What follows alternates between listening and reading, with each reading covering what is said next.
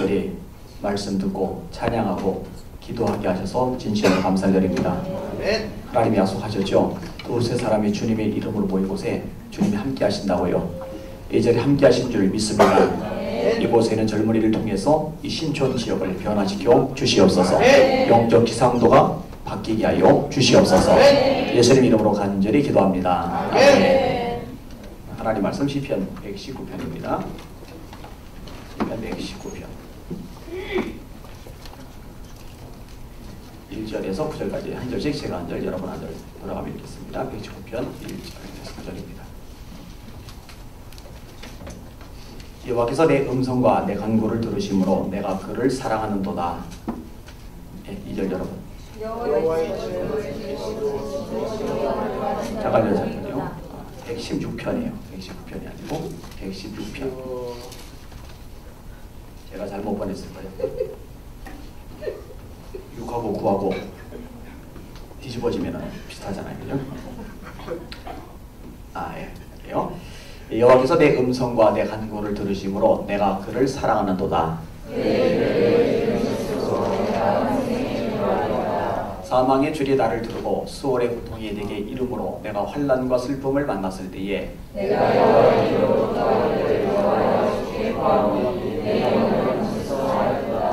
여호와는 은혜로우시며 의로우시며 우리 하나님은 긍휼이 많으시도다.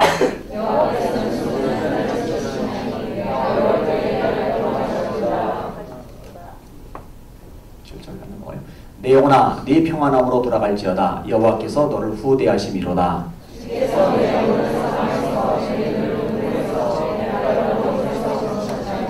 9절 다같이 내가 생명이 있는 땅에서 여호와 앞에 행하리로다. 아멘. 인사하시죠. 할렐루야. 믿음으로 한번 따라하세요. 하나님, 오늘도 말씀 통해 제 영혼을 깨우실 줄 믿습니다. 오랜만이네요.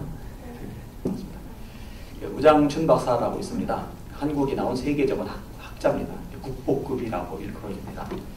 근데 이분이 고아인데다가 일제시대에 동경고아원에서 자랐거든요. 그러니까 얼마나 관세를, 미움을, 왕따를 많이 당했는지 몰라요. 진짜 피눈물 나갈 일을 많이 겪었어요.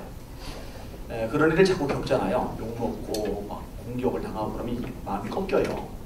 용기를 잃어요. 근데 이 어린아이가 책상 앞에다가 이제 글을 써놓은 거예요. 밟히면서도 피어나는 민들레같이.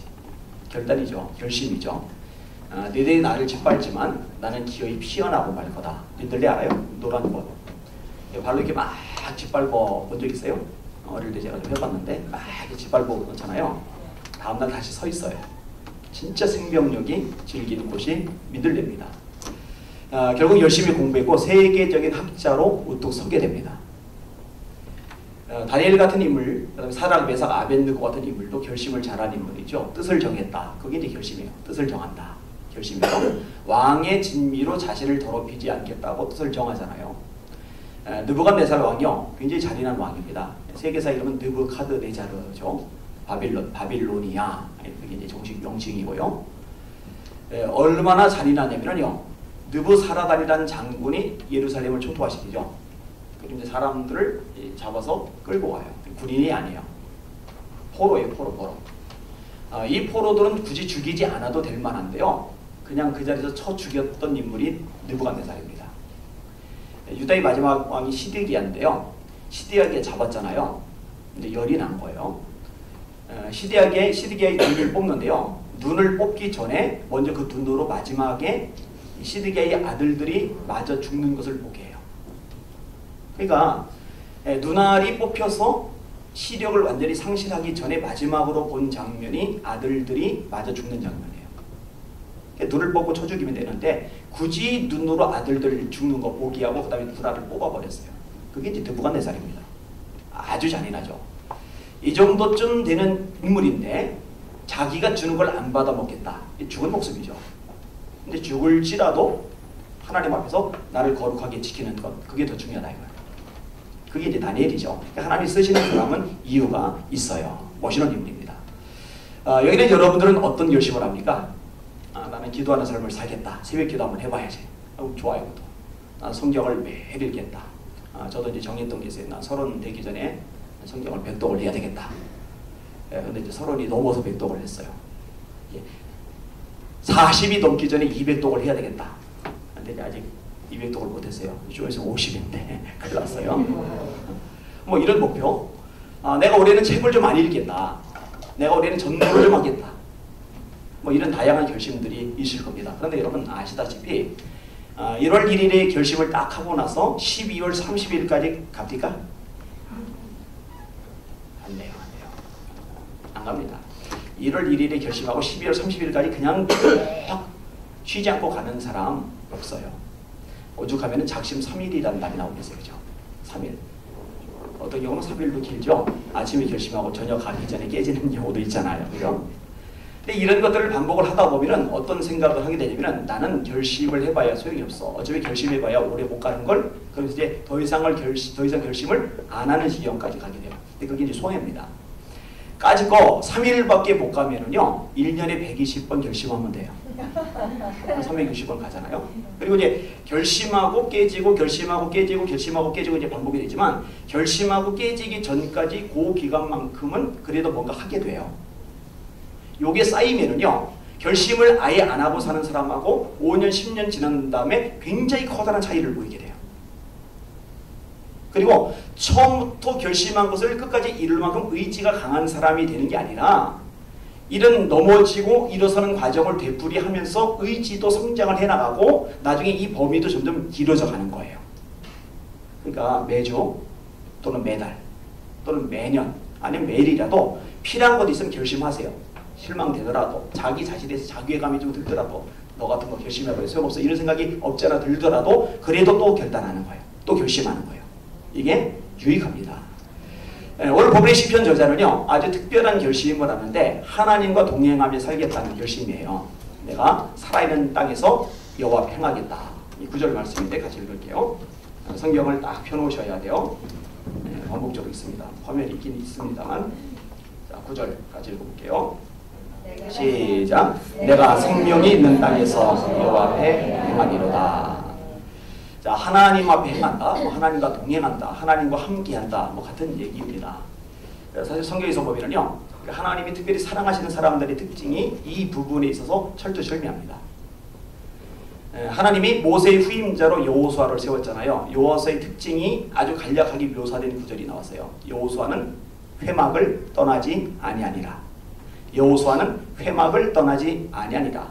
청년 여호수아, 젊은 여호수아 이렇게 표현이 됩니다만, 여러분 젊을 때 하고 싶은 거 많죠. 놀고 싶은 거 많죠. 잠도 좀 실컷 자고 싶죠. 게다가 이성에 대해서 관심도 많을 수 있죠. 뭐 다른 여호수아의 또래들도 아마 그런 마음들이 있을 거예요. 근데 여호수아는요 최고의 관심사가 딱 한 가지로 고정이 되는데 하나님과 함께 있는 거. 여호수아는 회막을 떠나지 아니하니라. 젊은이만 그러냐? 시작에 보면 안나라는 할머니가 나오는데 과부가 된 지 84년이라고 되어 있잖아요. 근데 성전을 떠나지 아니하고 주의하고 기도하고 금식하며 섬기더니 그 당시에 어린 아기 예수님을 메시아인 줄 알아봤던 할아버지 할머니 딱 둘이 등장을 하는데 할아버지는 시므온이고 할머니는 안나입니다. 그 당시 할머니들 무지 많아요. 굉장히 많은 할머니들이 있어요. 근데 굉장히 많은 할머니들 중에 안나만 예수님 어린 예수님을 알아봐요. 성경에서 그 영인을 활짝 여신 거죠. 어떤 특징이 있냐? 성전을 떠나지 아니하고 주야로 기도하고 금식하며 섬기더니 이렇게 묘사하고 있어요. 이런 다윗이요 시편 23편 4절에 이렇게 고백합니다. 내가 사망의 음침한 골짜기로 다닐지라도 해를 두려워하지 않을 것은 주께서 나와 함께 하십니다. 하나님 함께 하신다는 거죠. 근데 이제 하나님 측면에서 자기와 함께 하시는 것을 기억하고 있는 다윗인데요. 본인도 본인의 의지적인 차원에서 결심을 해요. 그게 이제 마지막 절이죠. 내가 여호와의 집에 영원히 거하리로다. 내가 여호와의 집에 영원히 거하리로다. 할렐루야. 여러분 하나님과 동행하실 수 있길 주님의 이름으로 축원합니다. 주님과 동행하는 게 여러분 인생의 가장 소중한 부분이 되시기를 예수님의 이름으로 축원합니다. 근데 동행이 되려면요 세 가지 요소가 맞아야 됩니다. 첫째 요소는 따라합시다. 방향을 맞춰라. 제가 오늘 대전에서 올라왔어요. 대전에서 제가 이제 집회 마치고 올라오는데 대전에 사는 사람이 저랑 동행하겠다고 해놓고는 부산으로 가요. 그럼 동행이 안 되죠. 저랑 동행이 되려면 저랑 방향을 맞춰야 됩니다. 하나님과 동행이 되려면요, 하나님과 방향을 맞춰야 됩니다. 하나님과 동행하려면 하나님과 방향을 맞춰야 되는데 세상을 따라간다. 그럼 하나님과 동행이 안 돼요. 요한일서 2장에 이렇게 말씀합니다. 15절인데 이 세상이나 세상에 있는 것들을 사랑하지 말라.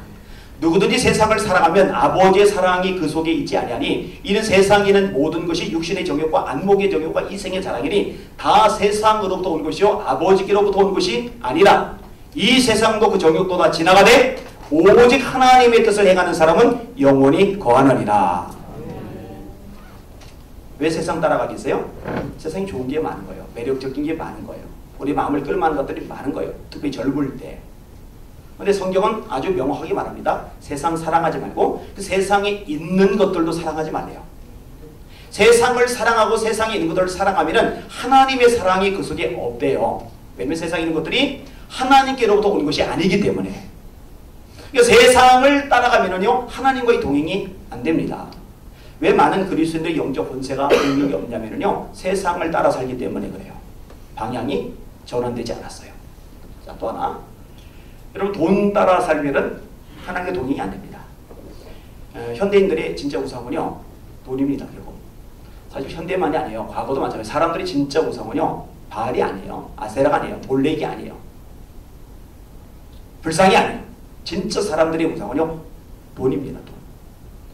제가 그런 생각을 해봤어요. 주일날 예배, 주님의 날 주님 앞에 나서 예배를 드려야 되는데 저기 어디 서산쯤 그달 하루만 주일 예배 빠지고 서산쯤 한번 오면은 누가 20억을 준다고 해봐요.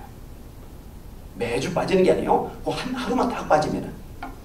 그럼 여기는 여러분들 중에 가실 사람들 아멘. 아멘은 안 하지만 아마 갈지도 몰라요. 갈지도 몰라요. 그럼 이제 타협을 하는 거예요. 하나님 제가 11조 기억 당연히 하고요. 2억 11조는 선교비 하고요. 2억 11조는요. 하나님 구제비 하고요. 저는 14억만 챙길게요. 그럴 수 있어요. 그죠? 그럴 수 있어요. 예수님이 이렇게 말씀하십니다. 너희가 하나님과 아세라를 겸하여 섬길 수 없다. 하나님과 바알을 겸하여 섬길 수 없다. 하나님과 몰렉을 겸하여 섬길 수 없다. 밀곰을 겸하여 섬길 수 없다. 이런 말 안 하시고 너희가 하나님과 재물을 겸하여 섬길 수 없다. 돈을 얘기하세요. 결국은요. 사람들이요 직장을 고르는 기준이 결국 돈인 경우가 많아요. 사람들이 서로 싸우고 지지고 볶는 원인이 결국 돈인 경우가 많아요. 웃어요? 기뻐요? 막 어깨에 힘이 들어가요? 왜냐면 주머니에 돈이 있거든요. 돈이 없다. 경제적으로 쪼들린다. 빚이 있다. 그러면은요 기쁨도 소망도 용기도 의욕도 사라져요. 어깨가 푹 죽어요. 하나님만이 소망이라면 하나님이 여전히 계시니 소망이 여전히 있어야 되는데 하나님이 여전히 계심에도 불구하고 돈이 없으면 소망이 없는 사람처럼 푹 풀이 죽어요. 이 돈의 비중이 생각보다 굉장히 커요. 여러분 바울 사도는요 아주 노골적으로 얘기를 합니다. 돈을 사랑함이 일만하게 뿌리가 되나니 일만학은 모든 악이에요. 돈을 사랑함이 일만하게 뿌리가 되나니 이것을 사모하는 사람들이 미혹을 받아 많은 근심으로서 자기를 찔렀도다. 여러분 사람이 진짜 근심하는 요인이 바로 돈이잖아요. 돈 때문에 근심한다니까요. 많은 근심으로서 자기를 찔렀도다. 왜냐하면 돈을 사랑하는 마음 때문에. 실제로 그래요. 그러니까 이 부분을요 넘어설 필요가 있어요. 자, 예수님이 이제 네 가지 씨 뿌리는 밭의 비유를 설명을 하세요. 길가. 사도들이 많이 밟고 다니면 길이 되죠. 땅이든 마음이든 똑같아요. 사람에게 자꾸 밟히면요 딱딱해져서 말씀이 안 들어가요. 씨앗이 안 들어가요. 여러분들 마음 누구한테 밟혀서 상해봐요. 설교 말씀도 잘 안 들어갑니다. 그게 영적 원리예요. 돌밭은요 말씀을 기쁨으로 받았어요. 그런데 뿌리가 깊지를 않아요. 태양이 내리쬐니까 시들어버려요. 아, 이 태양 때문에 그래. 태양 때문에. 이 고난 때문에 시련 때문에. 내가 그래서 이렇게 시들은 거야. 신앙이 거짓말이에요. 그런 식으로 외부에서 원인을 찾기 시작하면 신앙 성장 절대로 못 이룹니다. 다람쥐 쳇바퀴 돌듯이 돌게 돼요. 태양 때문이 아니에요. 태양이 아무리 세게 내리쬐도 내가 뿌리가 깊으면은 태양이 세게 내리쬐는 게 오히려 더 무성하게 뻗어가는 힘이 돼요. 그렇죠? 근데 뿌리가 깊지를 않으니까 태양이 내리쬐는 게 부담이요, 힘겨움이요, 고난이요, 내가 내게 풀리는 그런 통로가 돼버리는 거예요. 그 다음에 세 번째가 가시떨기잖아요. 근데 가시떨기가 있는 데까지 잘 자라요. 잘 자라요. 그런데 모양이 이제 그럴듯하게 자라기는 했는데 열매까지는 못 가요. 왜냐면 가시의 위력이 눌려버린 거예요. 그러니까 가시의 위력이 뭐냐? 두 가지인데 하나가 세상 염려예요. 염려. 그래서 성경은 염려를 맡겨버리라고 말씀하는 거예요. 또 하나가 뭐예요? 재리의 유혹이에요. 돈이에요. 돈. 여기는 여러분들 돈 따라가지 맙시다. 돈, 인생의 주의로 삼지 마시길 주님의 이름으로 축원합니다. 이게 명확해지실 필요가 있어요. 생각보다 많은 교인들이 여기서 다 걸려요. 죄다 여기서 걸려요. 그 다음에 또 하나, 죄를 따라가지 마시길 바랍니다. 하나님은 거룩하십니다. 이사야가 6장에 하나님의 영광을 보죠. 영안이 열리면서 보좌가 보여요. 그 다음에 천사들이 보여요. 천사들이 날개가 6개가 있대요. 둘로는 얼굴 가리고 둘로는 발 가리고 둘로만 날아다녀요. 그들이 찬양하는 내용이 뭡니까? 거룩하다 거룩하다 거룩하다 만군의 여호와여 그 영광이 온 땅에 충만하도다. 계시록 4장에 보니까 네 생물이 나와요. 하나는 사자의 얼굴, 하나는 소의 얼굴, 하나는 독수리의 얼굴, 하나는 사람의 얼굴. 이 피조물을 상징하는 거죠. 소는 가축의 대표예요. 사자는 맹수의 대표예요. 독수리는 조류의 대표예요. 사람은 만물의 영장이잖아요. 이 모든 피조물을 대표하는 존재들이 하나님의 보좌 앞에서 찬양을 하는데 이때도 거룩이 3번 나와요. 요한계시록 4장에 나오는 내용입니다. 거룩하세요. 이 거룩하신 하나님이 백성에게 요구하시는 게 뭐예요? 레위기 11장 45절에 보면은요. 하나님이 이렇게 말씀하세요. 나는 너희의 하나님이 되려고 너희를 애굽 땅에서 인도해낸 여호와다. 내가 거룩하니 너희도 거룩할지어다. 거룩해야 돼요. 하나님과 동행이 되려면 방향이 맞아야 돼요. 거룩해야 돼요. 여리고를 무너뜨렸을 때 아간이 죄를 져요. 아이성 싸움에서 패배를 해요. 하나님이 이렇게 말씀하세요. 너희 가운데 죄가 있다. 그거 해결하기 전까지는 내가 다시는 너희와 함께 있지 않겠다. 그러니까 죄가 있으면 동행이 안 돼요. 이사야 59장 1절입니다. 여호와의 손이 짧아 구원치 못하심이 아니요 귀가 둔하여 듣지 못하심이 아니라 너희 죄가 너희와 하나님 사이를 내었고 그 죄악이 그 얼굴을 가리워서 너희로 듣지 못하시게 하미니. 따라합시다. 세상 따라가지 말자. 돈 따라가지 말자. 죄 따라가지 말자. 요거 명확히 해주셔야 돼요. 자, 또 하나 방향이 맞아야 될 뿐만 아니라 따라합시다. 하나님보다 앞서지 말자. 정직하게 한번 대답을 해보세요. 여러분의 인생의 주인이 하나님 맞으시죠? 네. 여러분들은 하나님의 종 맞으시죠? 네. 종에게 결정권이 있어요? 없어요? 없죠. 주인에게 결정권이 있죠. 그런데요. 이 순서가 생각보다 많이 뒤바뀌어요. 하나님보다 앞질러 가는 거예요. 자, 아이들이 공부를 해요. 고등학교 때. 그리고 대학을 정해요. 자기가. 전공도 자기가 정해요. 미리 다 정해요. 하나님께 묻자고 정해요. 그래요. 하나님 지혜 주세요. 찍은 것도 맞게 해주세요. 합격시켜주세요. 직장도 이런 패턴이죠. 아내감을 고를 때 아니면 남편감을 고를 때도 하나님 나 이 남자가 마음에 듭니다. 저 여자가 마음에 듭니다. 하나님 그러니 감동하셔서 저 여자 마음이 획가닥하게 해주시옵소서. 뭐 예를 들어서 이렇게 애초에 하나님 뜻을 여쭤봐야 되는데 그게 뒤바뀌어요. 아라비안 나이트에 보면은 신바트가 램프를 하나 가지게 되죠. 문지르면은 뻥 하고 거인이 나와요. 지니가 나와요. 지니. 그 거인 이름이 지니예요. 나타나서 묻습니다. 주인님 무엇을 들어드릴까요? 그러면 소원을 말해요. 그럼 이 거인 지니가 그 소원을 들어줘요. 그러니까 하나님이 우리의 주인이신데 마치 하나님을 램프 속의 거인 지니처럼 취급을 해요. 내가 다 결정을 해놓고 하나님은 내가 결정한 것을 뒷수습해주는 분에 불과한 거예요. 이게 바뀌어야 돼요. 앞서가지 마셔야 돼요. 여호수아가 영성 있는 인물이잖아요. 아까도 그렇게 얘기를 했잖아요. 근데 실수를 한번 되게 합니다. 하나님이 가나안의 7 족속하고는 절대로 계약 맺지 말라고 하셨어요. 근데 기본적은 가나안의 7 족속입니다. 하나님이 계약 맺으면 안 된다고 말씀하신 족속이에요. 근데 이 기본 족속이요. 멀리서 온 것은 꾸미는데 다 낡은 옷을 입어요. 다 떨어진 신발을 신어요. 그 다음에 곰팡이난 떡을 가지고 왔어요. 포도주 가죽 부대가 사가버렸어요. 우리 멀리서 왔거든요. 이게 따끈따끈한 떡이 이렇게 곰팡이 쓸었습니다. 이거 포도주 이렇게 사갔습니다. 그러니까 요소가 보니까 100% 멀리서 왔거든요. 성경이 이렇게 기록해요. 하나님께 묻지 않고 계약을 맺었다. 다윗 시대 때 기근이 임해서 국가적으로 어려움을 겪는데 그 국가적인 어려움 기근이 이 기브온족하고 관련이 돼요.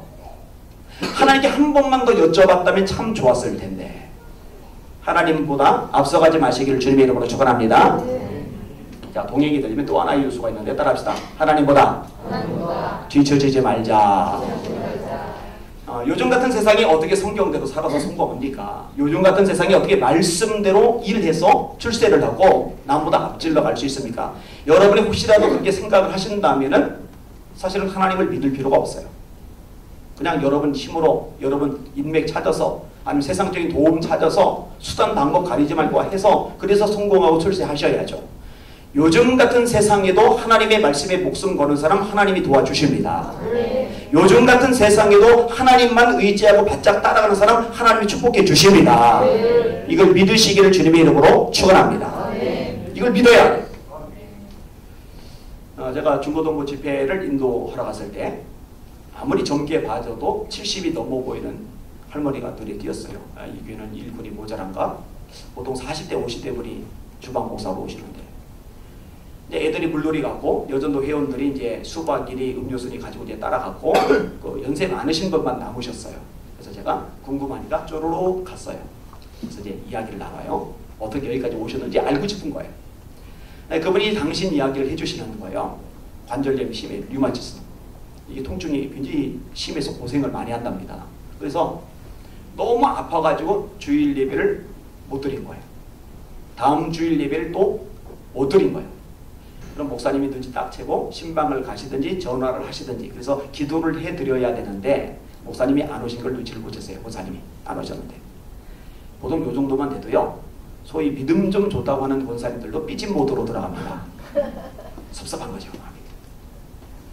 자, 겨우 정신을 차리고 몸을 추스려서 예배를 드리러 갔어요. 예배를 마쳤어요. 예배 마치면 목사님들이 뒤에 서서 인사를 이렇게 하시잖아요.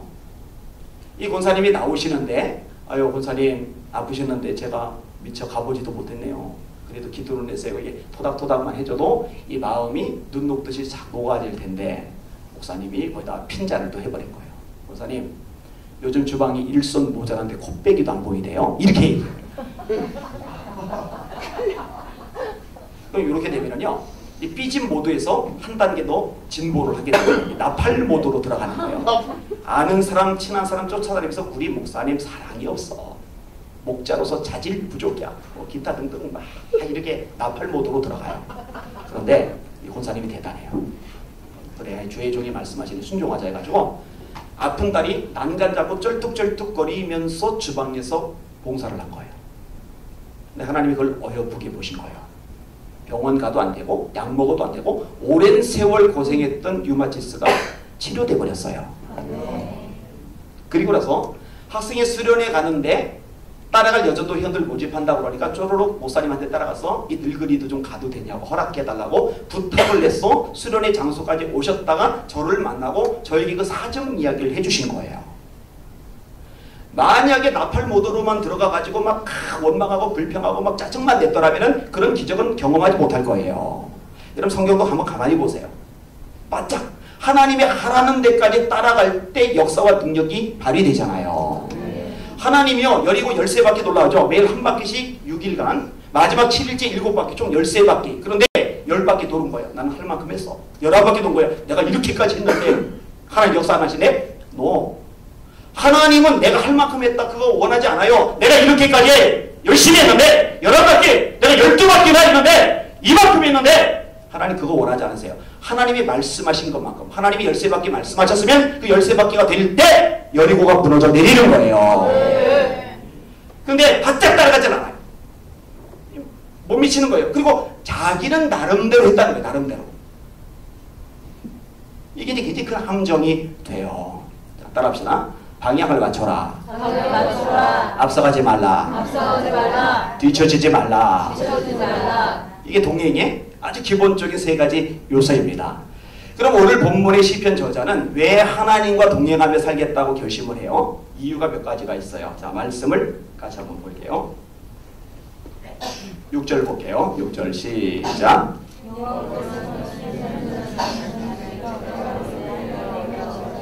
그 다음에 8절 볼게요.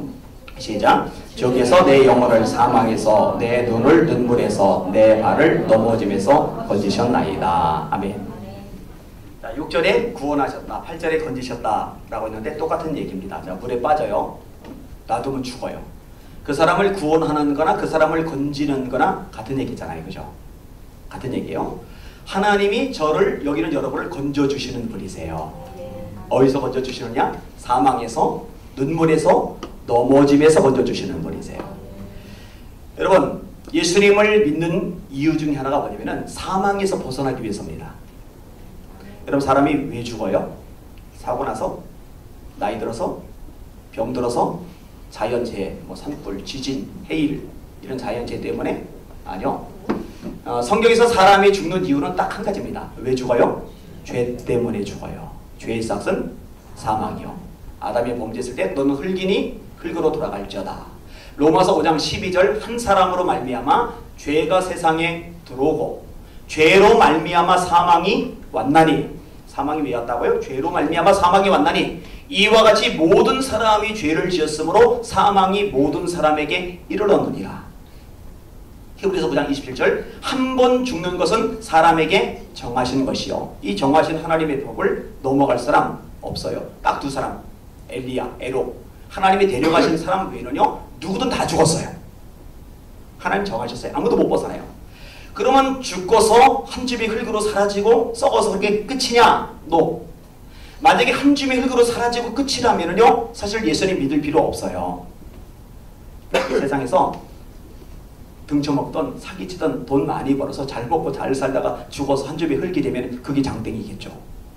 그런데 죽음 이후에 기다리는 게 그 심판이죠. 다시 히브리서 9장 27절 한 번 죽는 것은 사람에게 정하신 것이요 그 후에는 심판이 있으리니.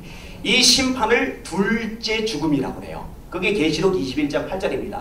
두려워하는 자들과 믿지 않는 자들과 흉악한 자들과 살인자들과 술객들과 온갖 거짓말을 지어내는 자마다 불과 유황으로 타는 못에 참여하리니 이것이 곧 둘째 사망이라. 죄 때문에 첫째 사망, 몸의 죽음이 오고 죄 때문에 둘째 사망, 지옥 심판이 오는 거예요. 이것을 해결해 줄 수 있는 분은 예수님 분이십니다. 그래서 예수 이름의 뜻이 뭐예요? 자기 백성을 그들의 죄에서 구원할 자. 예수님이 왜 죽으셨어요? 왜 고난당하셨어요? 왜 못 박히셨어요? 왜 치장기 찔리셨어요? 왜 생명을 빼앗기셨어요? 우리 죄 때문에. 그게 이사야의 예언이죠. 그가 찔림은 우리의 허물을 인함이요 그가 상함은 우리의 죄악을 인합니다. 그가 징계를 받음으로 우리가 평화를 누리고 그가 채찍에 맞음으로 우리가 나음을 입었도다. 이사야 53장이죠. 6절에 우리는 다 양 같아서 그릇 행하여 각기 제 길로 갔거늘 하나님께서는 우리 무리의 죄악을, 저희 죄악을, 여러분의 죄악을 그에게, 예수에게 담당시키셨도다. 예수 믿는 자마다 죄산 받아서 사망 권세에서 벗어나는 줄 믿으시길 바랍니다.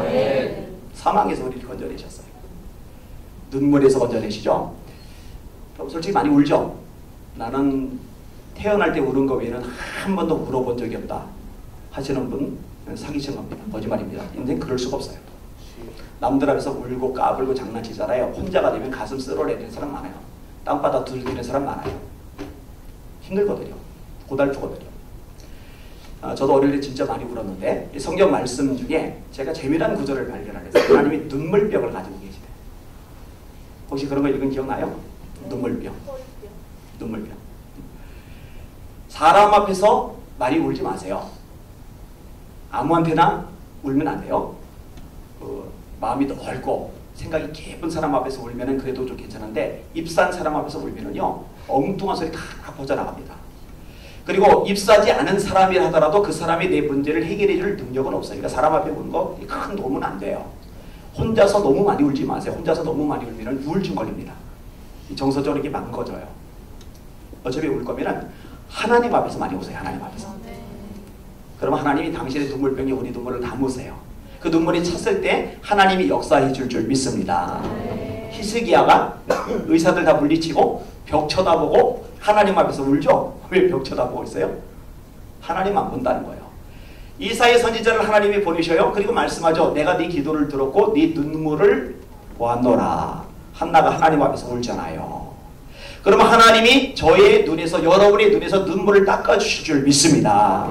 그 눈물에서 건져주실 능력이 있는 주님, 그 주님의 능력을 경험하실 수 있기를 축원합니다. 우리를 눈물에서 건져내세요. 자, 그 다음에 우리를 넘어지면서 건져내세요. 넘어지면서. 청년들 집회 갈 때 이 얘기를 많이 해요. 자, 여기 A라는 사람이 있다. 이 사람은 인생이 꼬였다. 하는 것마다 실패다. 얼마나 많이 넘어지느냐? 999번을 넘어졌다. 그래서 주변 사람들이 쟤는 뭘 해도 안 돼 하고 마침표를 찍어버렸다. 아무도 기대를 안 한다. 근데 이놈의 인간이 999번이나 넘어진 주제에 그래도 포기를 않고 꿈틀거리고 일어나더니 1000번째 성공을 해버렸다. 아, 이 사람 인생의 성공자냐 실패자냐? 그럼 대답을 해요. 성공자라고. 자, 여기 B가 있다. B. 얘는 두 번째 자빠지더니 다시는 못 일어나더라. 이 사람 인생의 성공자냐 실패자냐? 그럼 실패자라고 해요. 제가 놀리기도 하잖아요. 니들 바보냐? 이 A는 997번을 더 많이 실패했고 이 B는 997번을 덜 실패했는데 어떻게 997번을 더 많이 실패한 사람은 성공자고 997번을 덜 실패한 사람은 실패자냐? 사람들이 많이 보는 게 뭐냐면요. 내가 얼마나 많이 실패했느냐, 내가 얼마나 많이 좌절을 겪었느냐, 내가 얼마나 많이 넘어졌느냐, 여기에 자꾸 주목을 해. 그거 별로 안 중요해요. 생각보다 안 중요해요. 그리고 내가 얼마나 세게, 얼마나 심하게 넘어지고 심하게 실패하느냐, 여기에 주목을 해. 내가 얼마나 큰 실패 겪었는지 알아? 막 거기에 매여서 하는 거예요. 여러분 그것도 별로 안 중요해요. 여러분 애기가 태어났는데 태어나고 다음 날부터 걷고 뛰는 애기 본 적 있어요? 그건 미친 거죠. 못 그래요. 목도 못 가나요. 목도. 나중에 이제 목을 가두고 그 다음에 겨요. 그리고 이제 걸음마를 뛰죠. 엄마들이요. 애들한테 집착을 하던 나머지 옆집 애보다 좀 며칠 더 빨리 걷잖아요. 그럼 자기 애가 대단한 역량을 가진 애인 줄 알아요. 그거 아무 상관없어요. 며칠 빨리 하는 거 아무 상관없어요. 나중에. 걷다가 넘어지죠. 수천 번을 넘어집니다. 근데 그걸 보면서 얘는 틀렸어. 제대로 걷기 틀렸어. 제대로 뛰기 틀렸어. 저렇게 많이 넘어지는데 이렇게 말하는 어른들은 없어요. 그렇게 수없이 넘어지지만 일어나고 넘어지지만 일어나고 그 과정을 통해서 제대로 걷고 제대로 뛰기 시작을 하는 거예요. 얼마나 세게 넘어졌느냐, 얼마나 많이 넘어졌느냐 안 중요해. 다음번에 또다시 일어날 수 있느냐, 못 일어나고 끝이냐, 이게 문제래요. 그런데 적어도 저와 여러분에게는 쓰러졌을 때 내 힘으로 일어날 수 없을 때 내 손잡아 일으켜줄 주님이 계십니다. 그 주님 바라보시기를 축원합니다. 제가 좋아하는 찬양이 있는데 예수의 이름으로 나는 일어서리라 주가 주신 능력으로 나는 일어서리라 원수가 날 향해 와도 쓰러지지 않으리 주가 주신 능력으로 주가 주신 능력으로 주가 주신 능력으로 일어서리. 아멘.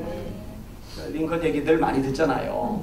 동생 죽는 거 봤고 어머니 일찍 돌아가셨고 초등학교도 제대로 못 나왔잖아요. 이 사람 사업하는 것마다 실패 엄청 겪었잖아요. 한 번은 사업 실패에 후유증이 너무 커서요.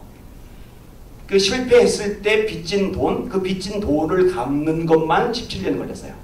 그러니까 17년 죽으라고 일하고 자기 돈 하나도 없어요. 빚만 갚은 거예요. 17년간. 그러면 세게 넘어진 거죠. 근데 이분 전기 읽다 보니까 재미난 구절을 보게 되는데 자 실패했어요. 그러면은 목욕을 해요. 음식을 잘 먹어요. 옷을 잘 차려입어요. 그리고 거울을 쳐다봐요. 링컨 다시 시작이다. 오늘부터 시작이다. 할렐루야. 멋있잖아요. 여러분 누가 링컨 보고 인생이 실패자라고 말하겠어요? 여러분 주님이 일으키십니다. 주님 손잡고 일어나시기를 바랍니다. 자 이렇게 상황에서 눈물에서 넘어짐에서 건져주시는 하나님, 하나님과 동행하며 사는 거 괜찮잖아요. 그러니까 하나님과 동행하며 살겠다고 결단하는 거예요. 자, 또 어떤 하나님에게 그런 고백을 하느냐 말씀 보세요. 7절 말씀을 읽겠습니다. 시작. 내 영혼아 내 평안함으로 돌아갈지어다 여호와께서 너를 후대하심이로라. 아멘. 따라합시다. 하나님이 나를 후대하신다. 여러분 주변에 어떤 사람이 있는데 여러분만 보면 막 긁는 거예요. 속을 팍팍 긁는 거예요. 막 비하하는 거예요. 막 모욕을 주는 거예요. 막 속을 막 송곳으로 후벼 파는 거예요. 막 그런 사람하고 같이 있고 싶어요? 싫어요, 싫어. 상처받습니다. 힘들어요. 에너지 쫙쫙 빠져나갑니다. 근데 하나님은 그런 분이 아니에요. 어떤 분이냐? 후대하시는 분.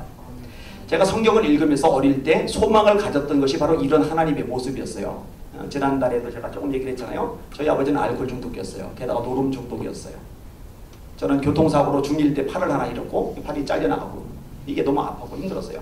이것 때문에 병원 생활을 오래 하는 바람에 학교를 1년 끌어서 친구들 없어요. 후배들 공부하니까 외로워요. 집은 안양천 뚝방 옆에 판자촌. 정말 구질구질한 거. 네? 여름철에 물난리 나면은 막 그 똥덩어리 같은 게 막 집에 들어오고 막 그 험대기 나고 그래서 부스럼 이렇게 피부병 이 질환이 1년 내내 끊이지 않을 만큼 딱지가 막 생길 만큼 그게 구질구질하게 사는. 근데 이제 성경을 읽는데 사람은 이렇게 초라하고 형편없고 가난하고 못난 사람 차별을 하지만 하나님은 절대로 안 그러신다는 거. 후대하신다는 거. 그게 저에게 얼마나 소망이 되는지 몰라요. 여러분 다윗이 말입니다. 대단한 인물인데요. 사실 사람들에게 대접을 잘 받던 인물이 아니에요. 제가 성경을 읽다가 깊이 깨달았어요. 여러분 다윗의 시편 중에 이런 구절이 있어요. 내 부모는 나를 버렸으나 여호와는 나를 영접하시리이다. 지난달에도 제가 얘기했죠. 제가 시인이라고.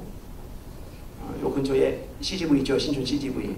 거기서 지난 5월달에 출판 기념회 했는데 시 전문 잡지 시인마을 제가 발행이네요. 홍일권 목사님이, 홍일권 작가님이 이제 편집장이시고 이지성 작가, 권영만 PD, 각계각층 인사들 다 왔어요. 제가 문학상도 줘요. 시 조금 써요. 제 시를 이금희 아나운서가 아침마당에서 낭송해줘서 네이버 다음 인기 검색어가 올랐다고 그랬잖아요. 그리고 불교 절간에서 제 시를 막 퍼가고 제가 목사인데 절간 은혜 받을 지어다.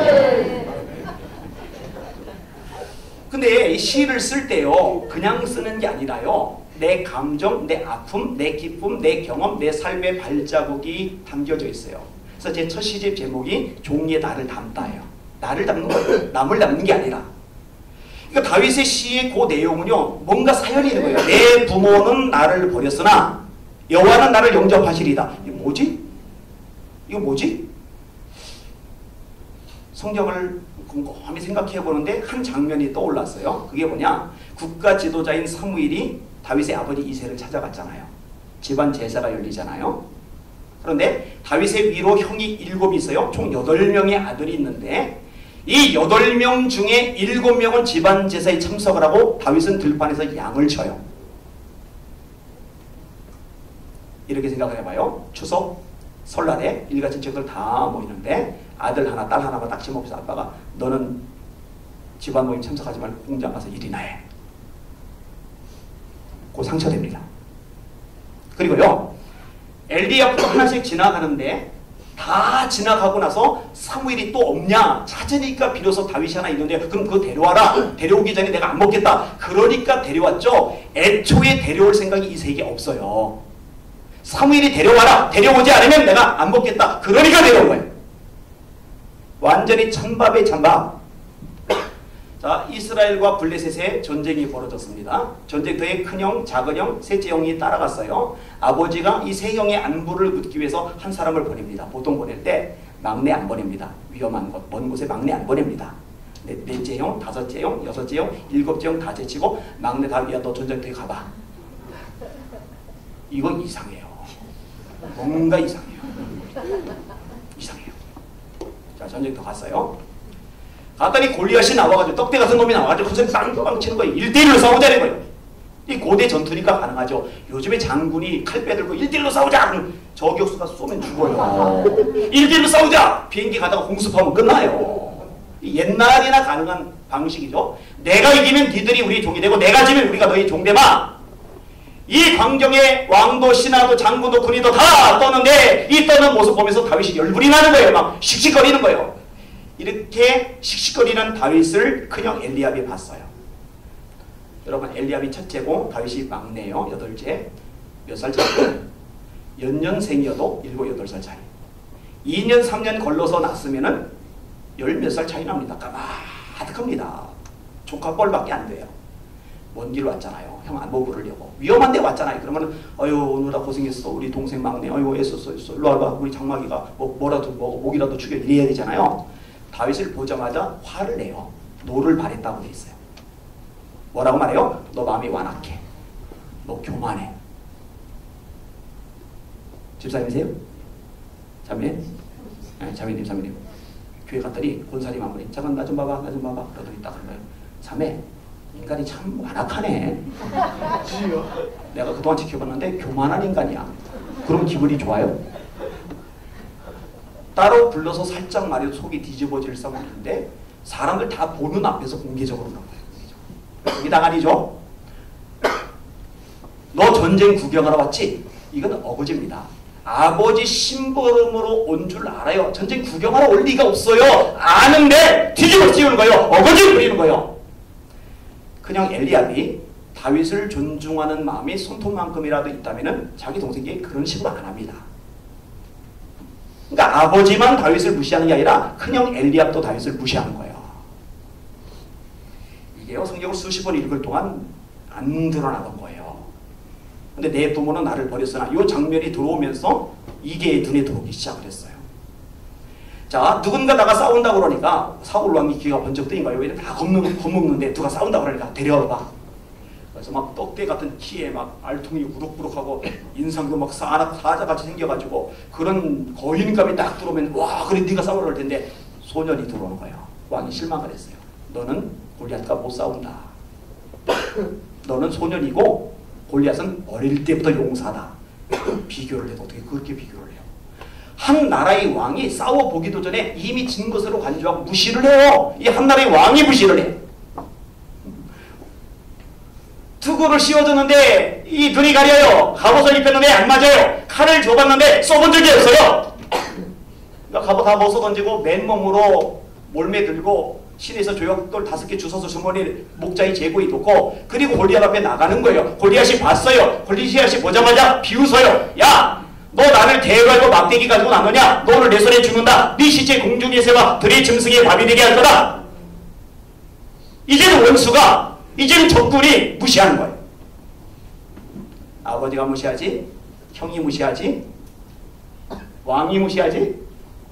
원수가 무시하지. 근데 다윗이요, 하나님을 사랑해요. 하나님을 찬양하는 게 인생의 기쁨이에요. 하나님께 기도하는 게 삶의 습관이에요. 사람들은 무시하는데 밀어내는데 하나님은 다윗을 후대하세요. 그래서 사무엘하 7장에 보니까 이렇게 고백합니다. 하나님, 나는 누구며 내 집은 무엇이건데 나로 여기에 이르게 하셨나이까. 감격하는 거죠. 여러분, 이런 하나님과 동행하고 싶지 않으십니까?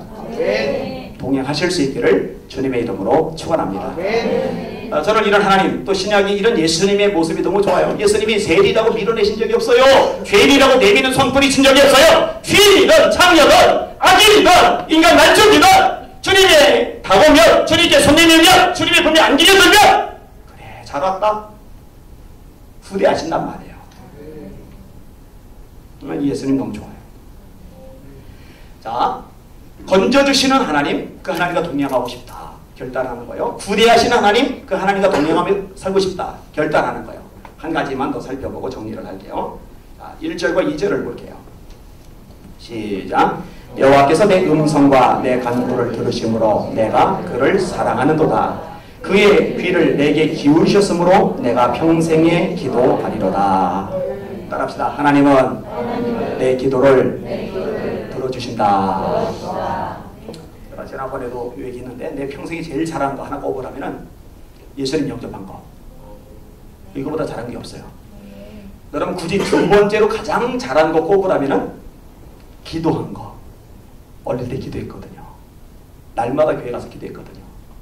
그 대학교 2학년 때부터는 집에 안 가고 교회에서 살면서 5년간 교회에서 살면서 기도하려고 교회에서 살았거든요. 기도했거든요.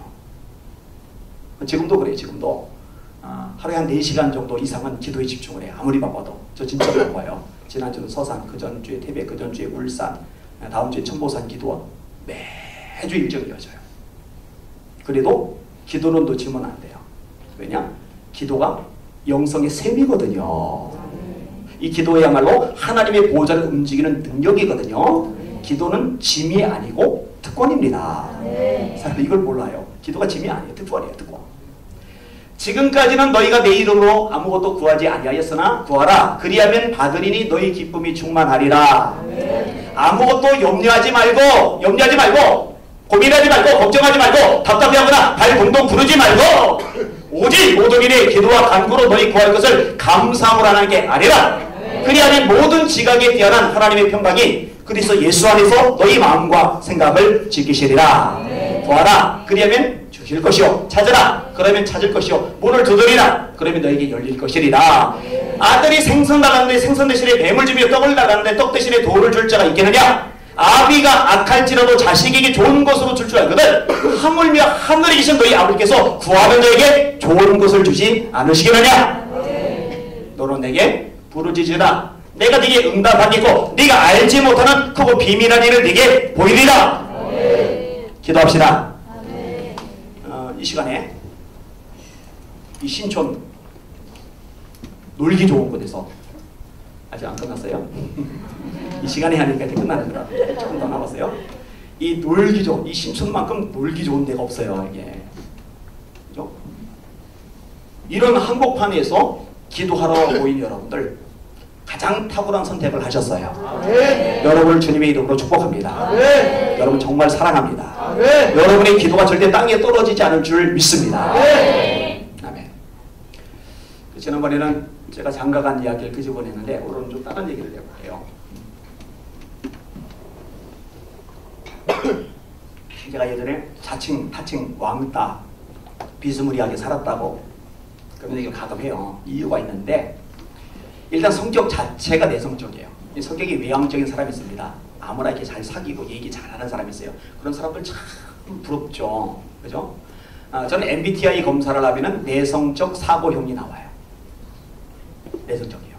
게다가 아까 말했듯이 집안 구조가 알콩두개 판자촌에 막 아버지 그러지 게다가 팔 하나 있고 그러니까 점점 움츠러 들잖아요. 이렇게 그러니까 사람 관계를 잘 못 맺어요. 그 하나님의 말씀 중에 제가 좋아하는 말씀이 있어요. 사람의 행위가 하나님을 기쁘시게 하면 그의 원수라도 와서 그와 더불어 화목하게 하시느니라. 다시 사람의 행위가 하나님을 기쁘시게 하면 그의 원수라도 와서 그와 더불어 화목하게 하시느니라. 창세기 26장에 이삭 얘기가 나오잖아요. 이삭이 블레셋 사람의 땅을 빌렸어요. 소작농이죠. 근데 농사를 짓는데 백배 농사를 지었어요. 블레셋 사람들은 착각을 해요. 땅이 좋아서 그런가 보다. 땅을 뺏어요. 근데 그건 착각입니다. 땅이 좋아서 백배 농사가 아니라 이삭이 복의 사람이에요. 복의 사람이 가는 곳이 복의 땅이 돼요. 이거 블레셋 사람이 거기서 농사 지면은 백배 농사 안 돼요. 이걸 영적 원리를 모르는 거예요. 그리고 이제 심수를 부려요. 그 당시 우물은 재산인데 블레셋 사람들은 쫙 땅 파는데 물이 안 나오는데 이삭은 땅 파면 물이 툭 나와요. 이렇게. 그러니까는 열받잖아요. 뺏어버렸어요. 애색 다툼이라고 해요. 또 우물을 파요. 또 뺏어요. 나쁜 놈들이죠. 신랑 대적이라고 이름을 붙여요. 또 파요. 그러니까 뺐다 양심이 걸리니까 더 이상 손을 못 대요. 그래서 르호봇이라고 붙여요. 하나님이 지경을 넓히셨다. 그 얘기를 하는 거예요. 나중에 이 쫓아낸 블레셋 사람들의 대빵인 아비멜렉 왕이 군대 장관 비고를 데리고 쭈루룩 이삭에게 와요. 그러더니 말해요. 우리 계약 맺자. 이삭이 짚고 넘어가죠. 야, 나 쫓아낼 때는 언제고 이제 와서 계약 맺지? 그랬더니 왕이 이렇게 말합니다. 하나님이 너와 함께 하심을 우리가 봤다. 하나님이 너와 함께 하심을 우리가 봤다. 그럼 게임 오버예요. 참 복이죠. 하나님이 함께 하시면 되는 거잖아요. 하나님 제게도 그런 복을 주세요. 근데 제가 다른 기도응답은 굉장히 빨리 받은 편인데 이 기도응답이 오랫동안 응답이 안 됐어요. 10대도 20대도 30대 결혼을 했어요. 30대에 결혼을 하고 아내와 함께 모처럼 동기들 모임에 참석을 했는데 아내가 그날 저한테 화를 되게 많이 냈어요. 짜증을 내요. 내가 다시는 동기 모임 안 따라갈 거예요. 앞으로 가짜 소리 절대 하지 말아요. 막 뭐라 그래요. 이유가 뭐냐? 제가 갔는데 친구들은 몇몇이 모여서 막 얘기도 나누고 막 어울리고 막 웃고 그러는데 저는 어울리지를 못해요. 구탱이에 혼자 앉아서 책을 보고 있어요. 그러니 아내가 속상한 거예요. 속상한 거예요. 속상해서 저한테 화를 낸 거예요. 그만큼 제 주변에 사람이 없었어요. 그런데요. 어느 시점이 지나면서 하나님이 제 기도를 응답해 주기 시작하는데요. 진짜로 사람을 막 붙여주세요. 그럼 하고 싶은 얘기 많은데 이 사람 전화 끄집어내고 싶은데 이름을 쫙 보면 얼마나 사람들인데 거기까지만 할게요. 제가 거기까지만 할게요. 제가 몇 년 전에 뇌종양 수술을 받았잖아요. 아주 큰 수술을 받았어요. 아산병원에 입원했는데 와 MRI 한 번 찍는데 한 90만 원. 엄청 비싸요. 수술비 와 상상을 초월해요. 그런데 그때만 해도 하나님의 제게 이미 복을 주셨어요. 제 기도를 응답해 주셨어요. 진짜로 제 주변에 사람들을 많이 붙여주셨어요. 이제 제 주변에 사람이 많아서 사람 때문에 외로운 거는 없어요. 근데 어떤 생각이 드냐면은 내가 4인실이나 6인실 들어가면은 나 때문에 다른 환자들에게 민폐가 된다. 그러니 그 사람들 배려해서 1인실을 넣자. 1인실이 하루에 36만 원. 그런데 MRI 비용도 없어요. 수술비 당연히 없어요. 병실비도 없어요. 돈이 어디 있어요, 돈이. 그죠? 그런데요. 아침부터 밤까지 사람들이 각 지역에서 찾아오기 시작하네요. 찾아오는데 찾아올 때 그냥 안 오고 뭐 이렇게 하나씩 들고 오더라고요. 이게. 봉투 열렸네. 나중에 그 돈을 싹 계산했더니 2천만 원이 들어왔어요. 그러니까 병원비 다 해결하고 남는 돈 어려운 목회자 누가 어렵다고 해서 100만 원 집어주고 그리고 다 썼어요. 할렐루야. 네. 제가 이제 기도 관련된 거 올해 하나 책이 또 나와요. 그 책이 뭐냐면은 기도 응답받는 17가지 비결이라는 제목의 책이에요. 이 기도 응답과 관련해서는 제가 할 얘기가 진짜 많아요. 저는 아쉬운 게 있는데 와, 이 좋은 기도, 이 엄청난 기도 왜 기도 안 하지? 어우, 막 불쌍해. 아까 여러분 보고 여러분 축복한다고 한 거 여러분 괜히 한 말이 아닙니다. 탁월한 선택을 하셨습니다. 하나님 기도를 들어주시는 분입니다. 왜 하나님과 동행하며 살겠다고 결단하느냐? 그 하나님이 나를 사망에서 눈물에서 넘어지면서 건져주세요. 그 하나님이 나를 구비하세요. 밀어내거나 뿌리치는 적이 없어요. 가기만 하면 안아주시고 품어주시고 후하게 대접해 주신단 말이에요. 얼마나 좋아요. 그 하나님 내 기도를 들어주세요. 그래 내가 기다리고 있었다. 네가 부르짖기를 네가 내게 간구하기를 내가 기대하고 있었다 라고 말씀하시면서 역사하시는 주님이십니다. 다른 건 혹시 다 놓쳐도 주님과 동행하는 삶만큼은 놓치지 않는 멋진 주님이 종들 되시기를 예수님의 이름으로 축원합니다. 축원합니다. 축원합니다.